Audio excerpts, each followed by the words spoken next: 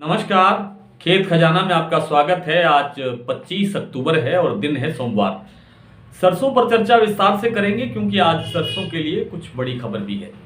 और सरसों पर चर्चा करने के साथ साथ थोड़ी सी चर्चा करेंगे नरमा पर, ग्वार पर और बासमती पर। और उससे पहले आपसे वही निवेदन कि इस चैनल को आप सब्सक्राइब कर लीजिए, बेल आइकॉन की घंटी जरूर दबाइए ताकि वीडियो अपलोड होते ही सबसे पहले आपके मोबाइल पर मिले। और इसको आप शेयर और लाइक करते हैं, इसके लिए हम आपके बहुत ऋणी हैं, बहुत आभारी हैं। सरसों की खबर ये है कि स्टॉक लिमिट लगाने के लिए सरकार ने दीपावली तक का अल्टीमेटम दिया है सभी राज्यों को। केंद्र सरकार ने सभी राज्यों से कहा है दीपावली से पहले पहले स्टॉक लिमिट को किस रूप में लगाना है, यानी कौन व्यक्ति कितना स्टॉक कर सकता है और उसको किस तरह की राहत सहूलियत या कोई किस तरह की दिक्कतें आ सकती हैं अगर वो स्टॉक लिमिट का अनुपालना नहीं करता है। सब चीज़ों का निर्धारण करने के लिए दीपावली तक का समय सरकार ने दिया है। वो समय बहुत कम है और सबसे पहले कल उत्तर प्रदेश की सरकार ने इसको लागू कर दिया। और लागू करने के बाद में जो बाजार के अंदर एक भगदड़ मची है, एक बिकवाली का एक प्रेशर आया है। हर आदमी अपना जो स्टॉक है वो निकाल करके बेचना चाहता है, जिसका परिणाम ये हुआ कि आज सरसों भरतपुर में, जयपुर में 100 रुपये सुबह टूट गई और सलोनी के भाव 50 रुपये टूट गए और शाम को सरसों दिल्ली और जयपुर में 50-50 रुपये दोबारा टूट गए। यानी अब तक पिछले 3-4 दिन के अंदर 250 से 300 रुपये प्रति क्विंटल सरसों का नुकसान हो चुका है। आज भी सरसों पर या तेल तिलहन की स्टॉक लिमिट को लेकर के सरकार ने एक वर्चुअल मीटिंग बुलाई हुई है। वो मीटिंग अभी जारी है, लेकिन उसकी मीटिंग की जो खबर है, विस्तृत खबर है, कल सुबह हमारा जो एक विशेष बुलेटिन आता है खेत खजाना का समाचार पत्र के रूप में, उस बुलेटिन में, विशेष बुलेटिन में हम इसका प्रकाशित करेंगे। विस्तार से खबर देंगे क्या सरकार ने कहा है, क्या मीटिंग में चर्चा हुई, क्या बैठक में फैसला हुआ। लेकिन ये स्टॉक लिमिट लगाने का या स्टॉक लिमिट को सख्त करने का एक ही जो टारगेट है वो दिख रहा है, वो है उत्तर प्रदेश और उत्तर प्रदेश का चुनाव। उत्तर प्रदेश का चुनाव बहुत महत्वपूर्ण है, इसलिए इस तरह के कदम उठाए जा रहे हैं बार बार। लेकिन आप ये मान के चलिए कि सरसों का दाना उपलब्ध नहीं है, सरकार के किसी गोदाम में एक दाना नहीं है और जो बाजार में दाना है वो 10 लाख टन से ज़्यादा नहीं है। हमारे पास समय बहुत लंबा है, अवधि बहुत लंबी है, 5 महीने कम से कम पड़े हैं। बिजाई में देरी हो रही है और बिजाई पिछले साल की तुलना में कहीं ज़्यादा तो हो रही है, लेकिन बीज की मात्रा, जो बीज बिजाई करने के लिए जो बीज चाहिए उसकी उपलब्धता डबल के लगभग हो गई है, क्योंकि एरिया बढ़ रहा है। दूसरा, कुछ जगह बेमौसमी बरसात होने से उस फसलों को जो बिजाई की हुई थी वो करंड हो गई। जैसे एक दिन बाद ही बरसात हो जाए, 2 दिन बाद ही बरसात हो जाए तो वो फसल करंड हो जाती है।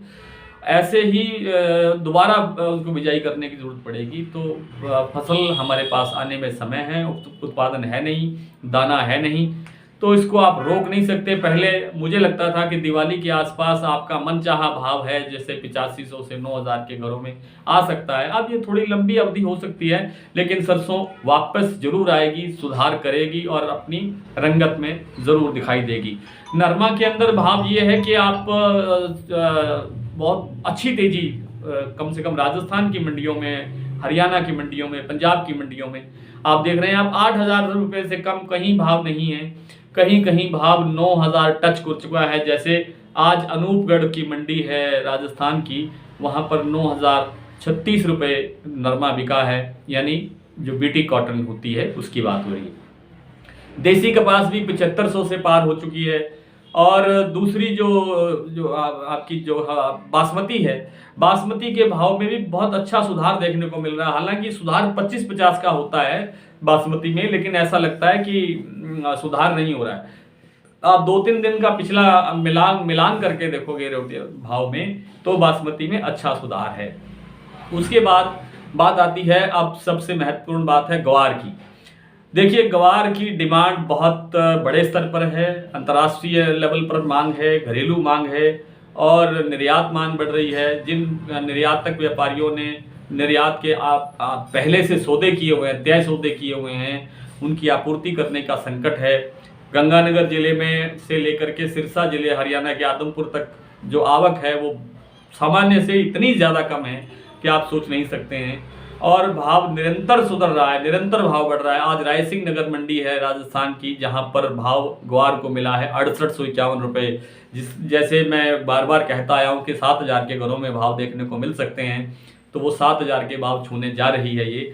और मुझे लगता है कि जब तक दिवाली आएगी तब तक ये 8 के आसपास भी पहुंच सकता है। आइए कुछ मंडियों के भाव देख लेते हैं। आज भरतपुर में सरसों खुला है 8000 रुपये, जयपुर में 8550 रुपये, बारा मंडी में 7726, दिल्ली में 9200, सिरसा में 7241, नागौर में 7400, आदमपुर में 7525, नौहर में 7441, कोटा में 7600, बूंदी 7400, सुमेरपुर 8050, बयाना 8080, बीकानेर 7400, अलवर 8050, चरखी दादरी 8050, हिंडौन में 8100 और जोधपुर में 8050। नरमा बिका है अनूपगढ़ में 9036, मोड़ मंडी में 8300, पीलीबंगा में 8700, डबवाली में 8650, श्री विजयनगर में 8880, भादरा में 8600, सिरसा में 8640, रावतसर में 8600, सूरतगढ़ में 8700, सरदूलगढ़ में 8700, गंगानगर में 8700, हनुमानगढ़ में 8850, अबोहर में 8490, आदमपुर में 8025 और ऐलनाबाद में 8065। आदमपुर में देसी कपास बिकी है 7701, रावतसर में 7925 और सिरसा में 7650।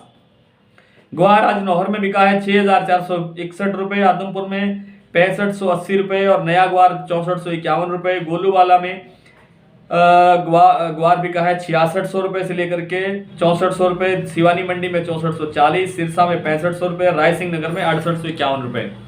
1509 आज सिरसा में बिका है 3064 रुपये। तरन तारण में आज हड़ताल है निर्यातकों की, वहां मंडी में कारोबार नहीं हुआ। नरवाना में 2900 रुपये, रतिया में 3151 रुपये, जहांगीराबाद में 2911 रुपये, खरखोदा में 3141 रुपये, रानिया में 3085 रुपये, नरेला में 3025 रुपये, खैर मंडी में 2921 रुपये। 11-21 आज जोलाना में बिका है 3662 रुपये, कलायत में 3450 रुपये, गुआना में 3592 रुपये, बरवाला में 3600 रुपये और नरेला में 3550 रुपये। 17-18 आज तरावड़ी में आया है 3221 रुपये, जुलाना में 3152 रुपये, खरखोदा में 3301 रुपये, टोहाना में 3090 रुपये, नरेला में 3250 रुपये, कैथल में 3050 रुपये, दबड़ा मंडी में 2850 रुपये। तो ये थे कुछ भाव और कल फिर आपसे इसी तरह से चर्चा होगी। तब तक के लिए नमस्कार।